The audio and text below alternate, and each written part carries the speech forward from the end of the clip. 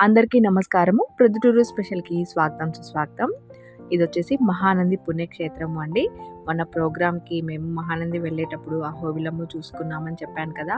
So, Ahobilam చూసుకున్న తర్వాత ఇలా మహానందికి చేరుకునేసరికి 3:30 అలా అయింది. తర్వాత మేమందరం భోజనాలు చేసుకొని ఫ్రెష్ అప్ అయ్యి రూమ్స్‌లలో ఇలా దర్శనానికనేసి రెడీ అయిపోయాము. ఇది ఈవినింగ్ తీసిన వీడియో. ఇదొచ్చేసి తర్వాత రాత్రైతే ఇక్కడ మహానంది పుణ్యక్షేత్రం అంతా విద్యుత్ దీపాలంకరణలో వెలిగిపోయిందండి. భక్తులతో కిటకిటలాడిపోయింది. జనాలు తండోపతండాలుగా వచ్చారు. ఎక్కడ చూసినా కూడా అలంకరణలైతే అదిరిపోయాయండి.